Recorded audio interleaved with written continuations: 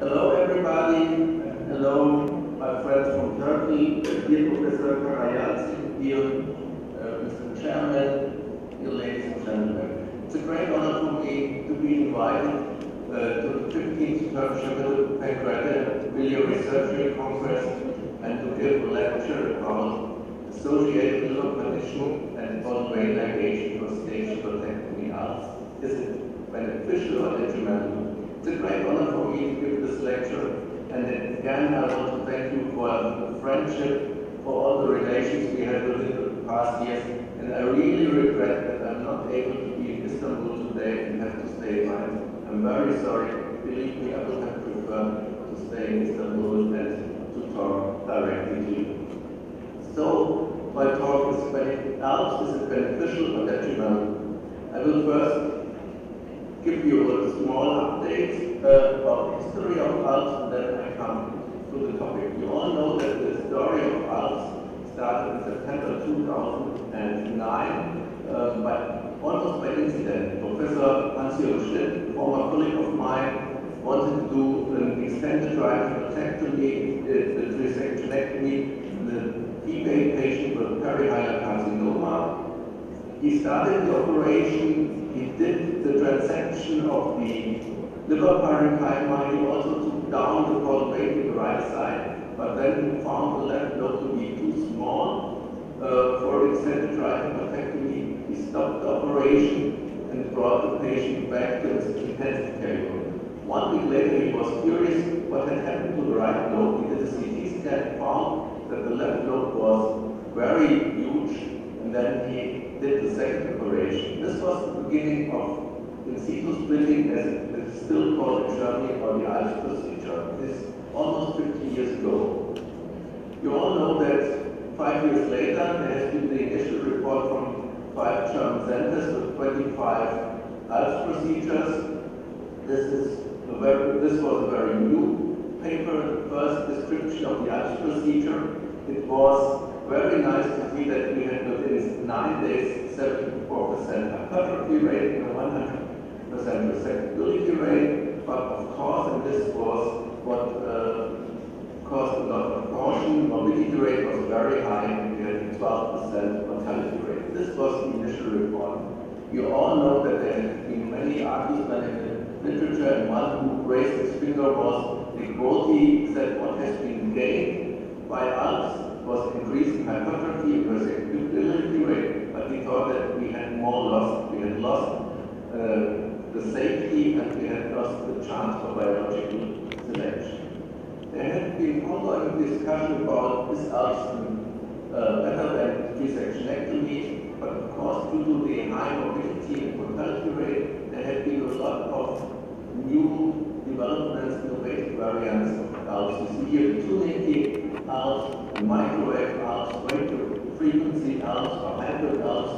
This has been done, and now most recently, and then the mini Alps by Eduardo Sandoval, by the partial Alps with intraoperative portal vein embolization. This was a next step forward. You see here the slides. It was a patient with colorectal liver metastasis on both sides. This was the first operation. You see a partial in situ split, a partial Alps. This was after the second operation, and this is the specimen. And most recently, a very nice surgical variant from Ricardo Robles Campos, doing just a partial tourniquet Alps. And within the past years, there have been several variants, and one certainly was the monosegmental Alps. The monosegmental Alps showed what was possible, or what is possible with the Alps procedure. You see, we had a hypertrophy rate of 160% in some patients, and the highest was 250%.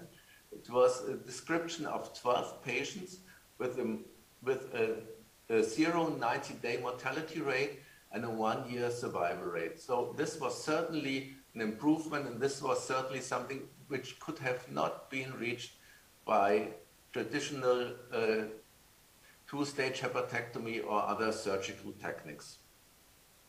So 10 years after the first description of in situ split, or after the first Alps, here in Mainz we had the symposium at the EHPBA meeting. We had a pre-Congress symposium just about Alps.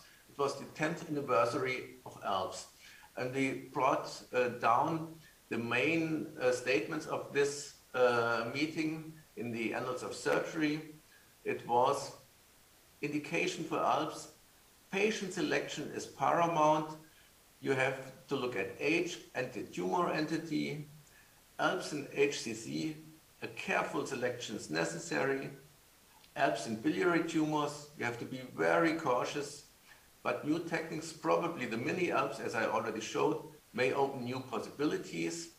And Alps in colorectal liver metastasis may be the best indication, but robust long-term oncological data are still missing. This was in 2017, but this was without evidence-based data. We had almost no evidence or just very low evidence. Now, what is today? Today we have the Alps registry. It has more than 1,300 cases. 2/3 of the cases refer to colorectal metastasis. HCC is second, and then we have the biliary cases, Intrahepatic Angiocarcinoma 8% and Perihylacolangiocarcinoma 4%. And these are the 4 indications, the 4 entities which I will have a closer look at. Now starting with colorectal liver metastasis. So far we have only 1 randomized trial, and we have to thank the Swedish colleagues, Per Sandgren and others, that they constructed a randomized trial looking at colorectal liver metastasis and just comparing 2-stage hepatectomy and Alps. The indication was resectable, irresectable colorectal metastasis, but resectable extrahepatic tumor was no contraindication, but the contraindication was progressive disease on chemotherapy. So this was the first and so far the only randomized trial. What did the colleagues find? They found that the resection rate in Alps was significantly higher than in 2-stage hepatectomy, 92% versus 57%.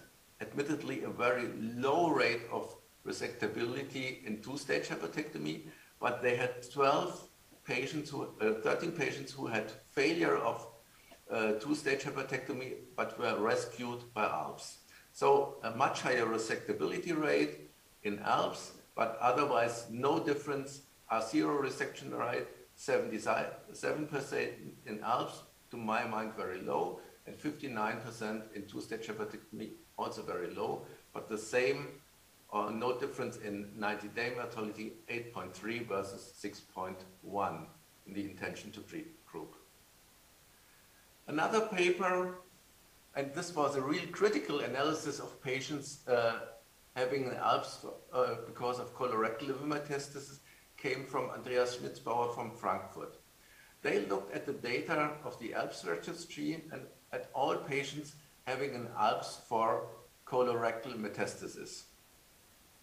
At that time, it was November 2017, there were a little bit more than 1,000 patients in the registry, 521 having colorectal liver metastasis, but look here, 97 were lost to follow up within the first 3 months. We have no data about these cases, and we have to feel that many of them have died. So when looking at the 90-day mortality rate, 8.6%, on 6.5% in the groups having a right resectionectomy or right hepatectomy, maybe this is too low, maybe there are some more patients who have died. But coming back to the data, we have 442 patients who had to follow up at least 3 months or more. Finally, we have 403 patients that were included in the analysis. And there were only 220 who had a right resectionectomy, but 183 patients who had an Alps as a right hepatectomy. And this to me is very astonishing, because usually you don't need an Alps for a right hepatectomy. You can deal by other measures, at least by portal vein embolization. So we have to make a question mark here at whether the indications for Alps had been okay. But coming back, 90-day mortality 8.6, versus 6.5%, no difference. And what else did they find? They found that in 25% of patients, 1/4 of patients, ALPS had been done without prior chemotherapy. So to my mind, it is impossible to do such an operation, to do an ALPS procedure in colorectal metastasis, but not having done chemotherapy before. I think this is not a good way how to use a new operative technique. So to my mind, it is no-go. And finally, what did they found? They had a mean survival of less than 2.5 years in the ALPS procedure when it was a right resectionectomy, and it was almost only 3 years if they did a right hepatectomy. So they concluded that in many patients, probably an ALPS procedure had not been necessary. In particular, they concluded that in 1/4 of patients, preoperative chemotherapy should have been done. And so looking at the final survival rates, it is very low, and we have to know that 15% of patients had been lost to follow up within the first 3 months. So probably the mean survival is even lower. So they raised their finger and said, maybe ALPS is overused in many patients, and we just need it in much less patients, only in those where we need to do a right resectionectomy. And there has been another study from Pim Oltorf. They compared ALPS to chemotherapy. So the most aggressive surgical therapy, ALPS, to palliative chemotherapy. The indication for this, or the criteria for this comparison, were 6 or more metastases in the ALPS group, 2 or more metastases in the future liver remnant, and more than 6 involved liver segments, excluding segment 1. Having fulfilled these criteria, they looked at the patients who had an ALPS, and they looked at comparable patients from the Cairo 2 trial. And what did they found? They found that there was a slight survival benefit in ALPS, 24 months median survival compared to 17.6 months in the chemotherapy, but this difference was not significant. So they said in patients having a lot of liver metastasis, at least more than 6 colorectal liver metastasis, ALPS probably does not provide better results than palliative chemotherapy. So this is a major challenge to the concept of ALPS, but we have to admit that it were the worst patients of ALPS that you could have, having involved 6 segments or more and having more than 2 colorectal liver metastasis in the future liver remnant. So it is a negative selection of ALPS patients. The next one who challenges the ALPS procedure is my dear friend Guido Torsilli. Guido wrote several papers about one-stage hepatectomy, and when he does the one-stage hepatectomy, he accepts the detachment of colorectal liver metastasis from vessels, because there is hardly an invasion of major hepatic vessels by colorectal liver metastasis. We also follow this concept, and he accepts the R1 situation. So he almost enucleates some liver metastasis going along the vessels, does not resect and replace the vessel, but just detaches the colorectal metastasis from the vessels, and he accepts the R1 vascular situation.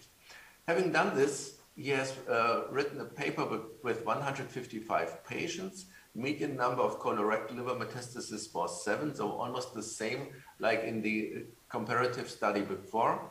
He had a very low mortality and morbidity rate, only 1.2% mortality, and a 5-year survival rate of 32%. This is better than what was achieved in the ALPS group, but of course you cannot compare. But there is one comparison. This is again from Guido Torsilli, and it's a 2-center comparison together with other colleagues. They compared the ALPS procedure in 40 patients against one-stage hepatectomy in 155 patients. And finally, they had a match of 1 to 2, 26 ALPS procedures and 52 one-stage hepatectomies. You see on the right side some results. The overall morbidity was higher in the ALPS procedure. Severe morbidity was also significantly higher, and post-op liver failure was also significantly higher in the ALPS procedure compared to the one-stage hepatectomy. Blood transfusion was significantly more used in ALPS procedure, and hospital stay certainly was also longer. So this is worse in the ALPS procedure. Looking at radicality, of course, when Guido accepts the R1 situation, the R0 resection rate is low. It was only 20% versus 80% in the ALPS procedure. R1 resection in ALPS, 11.5%. Dropout only in the ALPS group, no dropout in the one-stage hepatectomy. So less morbidity in the one-stage hepatectomy, less radicality also in the one-stage hepatectomy group. Looking at the survival, this is the survival in the intention to treat, and you see one-stage hepatectomy is at least the same, admittedly a little bit better than the ALPS procedure. And this is the recurrence-free survival. You see there's the same results for ALPS and for the one-stage hepatectomy. And this is not surprising because one-stage hepatectomy accepts the R1 situation. So recurrence is frequent, but also in the ALPS procedure group where we had 80% A0 resection. So from the data presented by Guido Tarsili, ALPS is not superior. Maybe it's the same like one-stage hepatectomy, and probably one-stage hepatectomy has some advantage because morbidity and mortality is lower.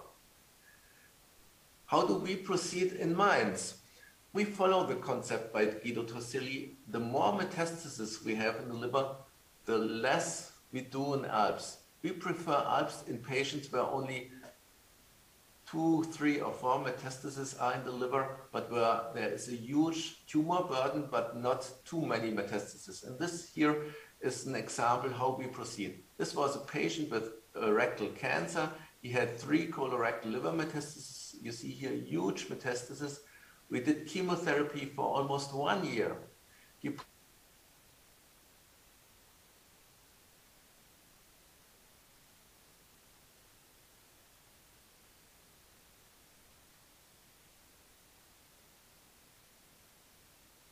This for sure was not enough after chemotherapy. So we did an ALPS procedure. It was right resection.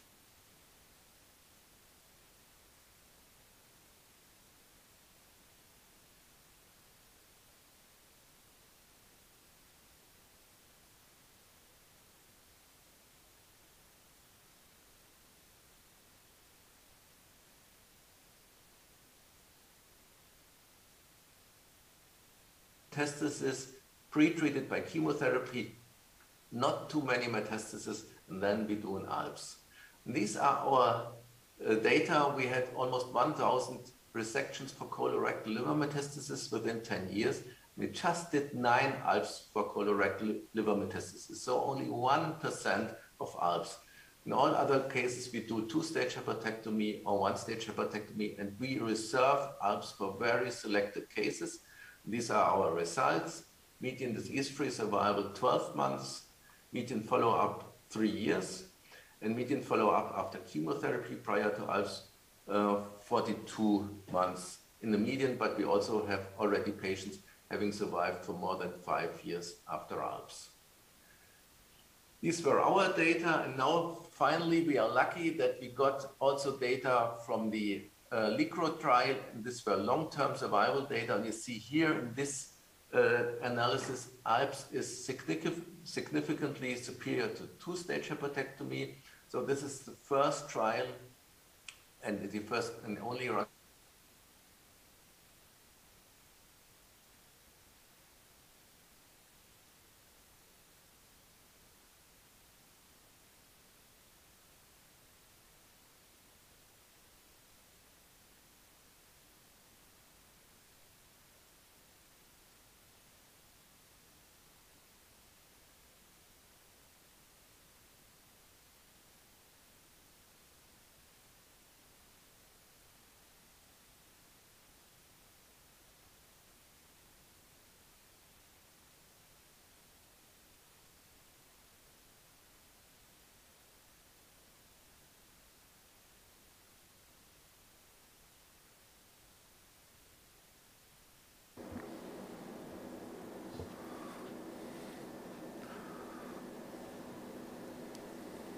Evet.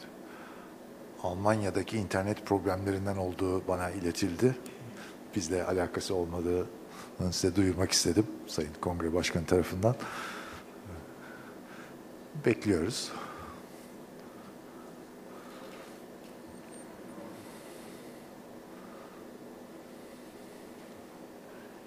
İlim, fen, Alman'da lafını çürüten bir durum olduğu için de tekrar söylüyorum burada tabii.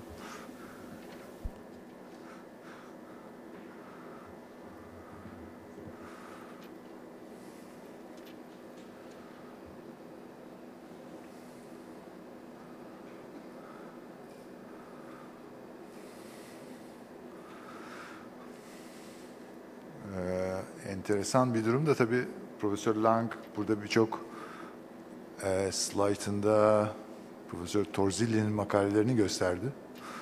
Evet,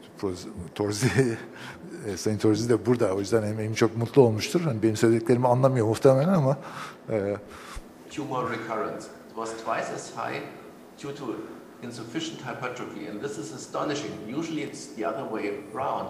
Usually we can't do the second stage in two-stage hepatectomy because there has been new tumor in the future liver remnant or extrahepatic tumor. But here it was only in a few cases new tumor, but there was insufficient hypertrophy, and this is also a very astonishing finding. We had 1/4 of patients who needed a rescue ALPS, so this of course makes the results difficult to estimate.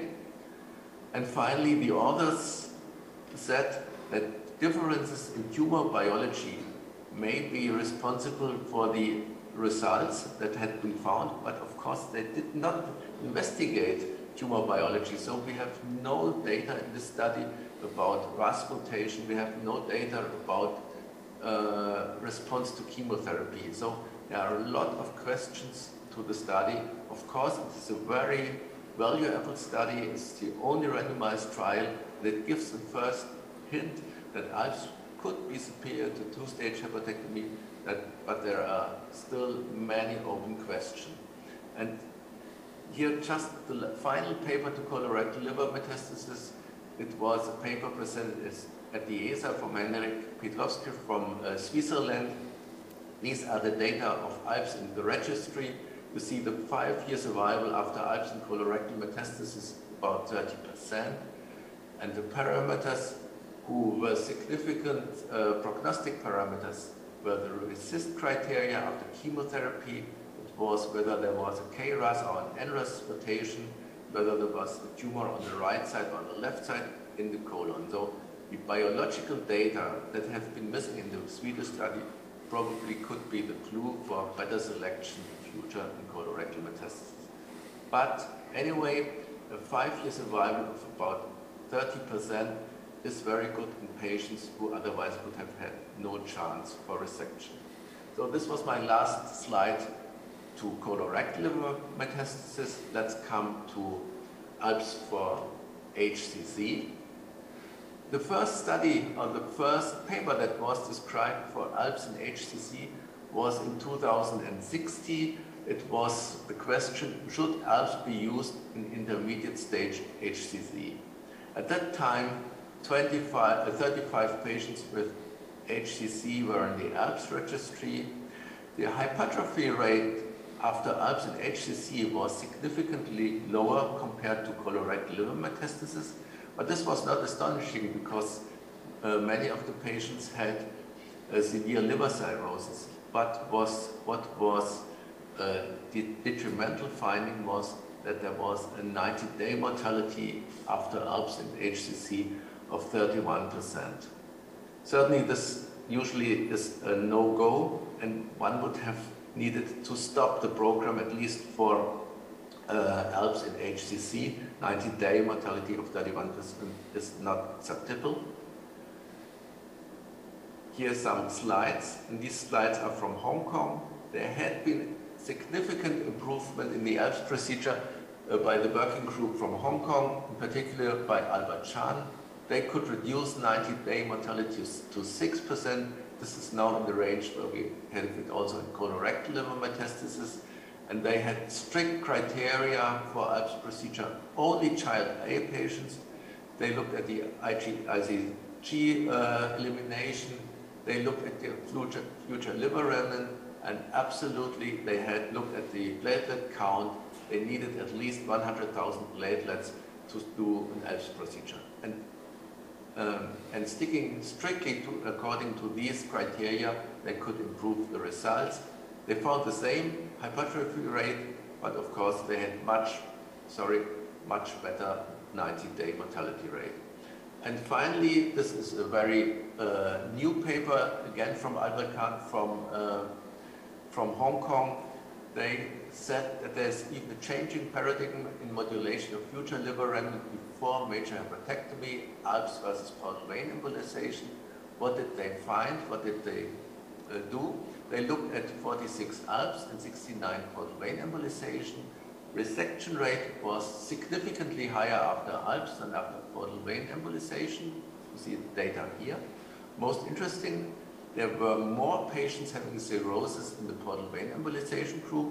Only half of the patients had cirrhosis in the Alps group, despite hepatitis B. And here the hospital mortality rate the same.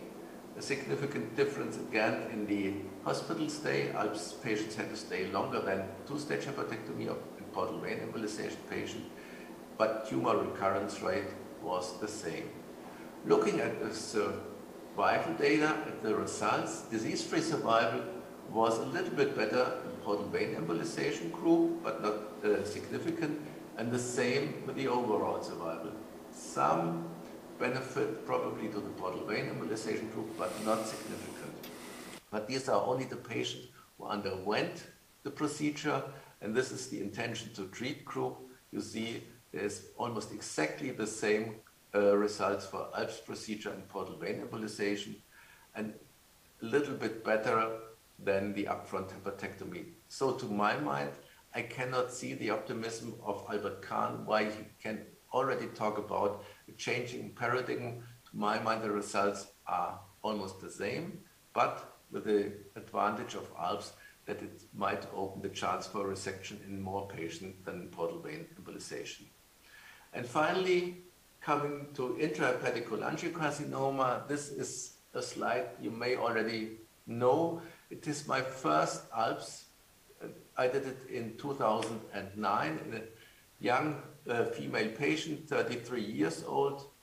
Bilirubin was 7, no cholangitis, supposed portal vein infiltration because you see it here. I wanted to have a portal vein embolization. The radiologist did not do so. I decided to go for an Alps. It was an Alps with an hepato tracheostomy to the left, start at the first operation. At that time, we did the tracheostomy to the left at the first operation. After 1 week, we had an increase of volume of the left lobe from 400 to 700 milliliters, so 75% hypertrophy rate. I did stage 2 operation at day 8. It was an R0 resection. You see here, the left lobe has fully recovered, no more jaundice. This is the right lobe, this is the left lobe. It was R0, it was T3 and null. The patient had intrahepatic recurrence 2 years after Alps. We did a repeated hepatectomy, and she is now alive, no evidence of disease, without tumor, 145 months after Alps, so it's 12 years and 1 month after Alps. To my knowledge, it is the longest survivor after Alps worldwide in intrahepatic cholangiocarcinoma. This was our first Alps in intrahepatic cholangiocarcinoma. We have done 7 so far, 3 in solitary tumors, 4 in multifocal. We had 7 R0 resection. 1 patient died in the postoperative period. 3 patients are still alive, and it's the only patients with solitary tumor, 12 years, 3.5 years, and 9 months. All patients having multifocal intrahepatic cholangiocarcinoma died within 10 to 22 months after Alps procedure. So good results in solitary tumors, poor in multifocal tumors, and this is exactly the same what has been published by multi-center data by Yun Lee from Hamburg, data from many groups, also from our group and from Tübingen, and exactly the same results. And we have very good or acceptable results if we have solitary intrahepatic cholangiocarcinoma, poor results if we have multifocal cholangiocarcinoma, but better than chemotherapy only. So, to my mind, in solitary intrahepatic cholangiocarcinoma, if necessary, ALPS is a good way to treat the patient. In multifocal, it is not. And finally, coming to the perihylacolangiocarcinoma, maybe the most critical, most difficult indication. You all know that there has been a paper by Pim Olthoff, and he compared the data of ALPS in the ALPS registry to data of extended right hepatectomy from the Memorial Sloan Kettering and from the Amsterdam Academic Center. And what did they find? In the ALPS registry, at that time, there were 29 ALPS, but 14 of 29 patients had died within 90 days. So 90-day mortality after ALPS and perihylacolangiocarcinoma was almost 50%. In the matched group from Amsterdam and New York, mortality was also 24%. So in both groups, much too high, but this, of course, is not acceptable. But looking a little bit closer at the data, you could see in the ALPS group, the median number of ALPS that had been done per center was 1. So it was the first and only ALPS for perihylacolangiocarcinoma in the center. It was really initial experience, and it had been mainly complete ALPS, no partial ALPS, complete ALPS. So these data, of course, were detrimental, and we wrote an editorial, Eduardo Santibanez, Pierre Clavier, and me, to the paper, and we found that everything that could have been done wrong in ALPS in the first setting had been done wrong. So it were ALPS in cholangitis patient, it was total ALPS, and we said there had been many, many mistakes and we can do better. So we concluded failure is simply the opportunity to begin again, this time more intelligently. And the first who did this was Sakamoto from Japan. He used a partial ALPS, he used a type E ALPS, he did not do portal vein ligation or transection, he did an embolization via the transileocholic vein. So the advantages of this procedure was less risk for bile leaks and of course no touch at the hilum. And the one who pushed it a little bit more is my friend Dennis Balci from Ankara. He wrote also the paper Pushing the Envelope in Perihylacolangiocarcinoma. He did some further technical refinements. He did biliary drainage at stage 1, bilateral PTCD. He did a laparoscopic partial parenchymal transection, and he did the embolization in the operating room. This he did in 2 patients, and both had a very nice and very uneventful postoperative course. So this seems to be at the present time the best way how to treat a perihylacolangiocarcinoma with an ALPS if you need to do an ALPS.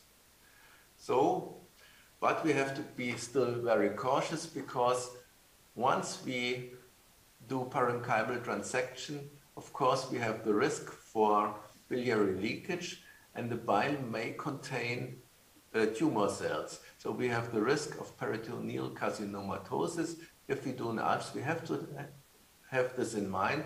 And when we go back to the first ALPS that had been done by Professor Schlitt in Regensburg, his first ALPS patient was a patient with perihylacolangiocarcinoma. She had a complete ALPS, she had a small bile leaks, and she died of peritoneal carcinomas just 6 months after the ALPS procedure. So, coming to my final conclusion, you all know this. Biology is king, selection of cases is queen, and the technical details of a surgical procedure are the princess and prince. To be honest, Alps is a very nice princess or prince. Alps is a technique, but of course we have to respect tumor biology. We cannot fool the king. We cannot overcome tumor biology by technical aspects. If we try to overcome the tumor biology by a technique, this will be doomed to fail.